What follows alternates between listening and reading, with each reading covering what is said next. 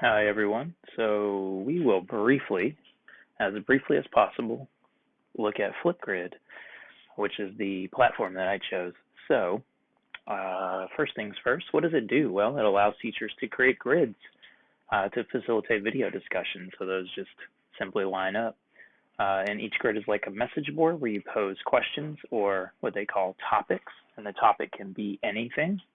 It can be a quiz, a question, whatever you want it to be. And then students simply post video responses that appear right under that display. And it can be audio only or it can be video and audio.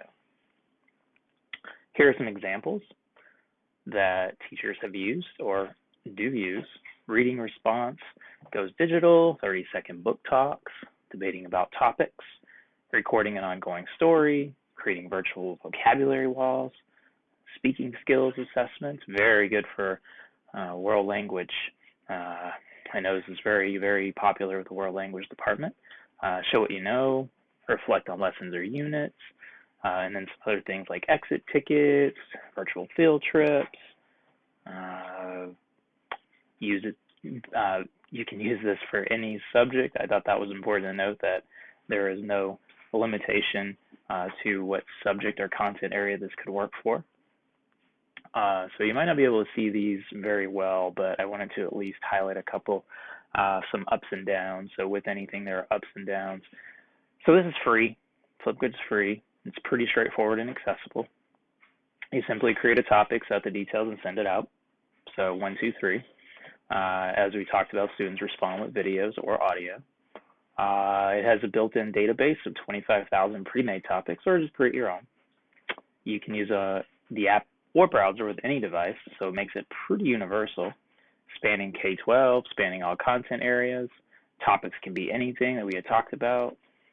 Students can display their knowledge, and teachers can provide that personalized feedback, and the links can be shared on multiple platforms, such as integration with Google Classroom.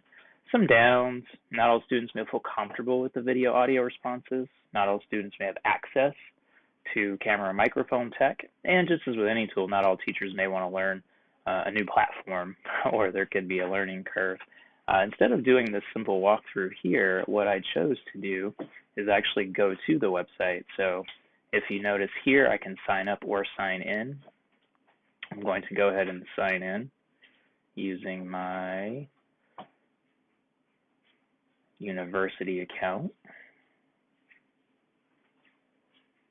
and just take a quick look at Flipgrid. Pretty straightforward.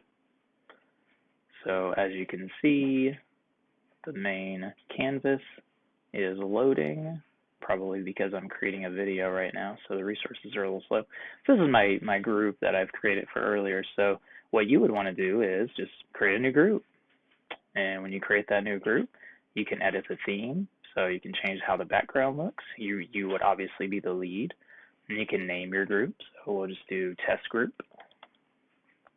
You can bring members in by email or domain. You can bring them in by username, and you can click right here and go straight to Google Classroom. So you could just connect it right to your group if you're using Google Classroom. Well, once you do that, so we'll go ahead and we'll grab one test person. So I have something called test student as one of my accounts that I test things with at school. And then you simply create group. Click the create group button, and you're there. So the group is ready. So I could simply share this link.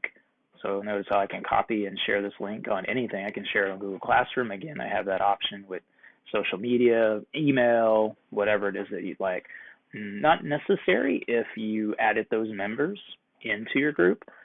Maybe it is if you want to let them know you didn't use Google Classroom and you wanted to send them a message and say, hey, you're in this group now, that kind of thing. And once you're in, you're there. So hello, I am.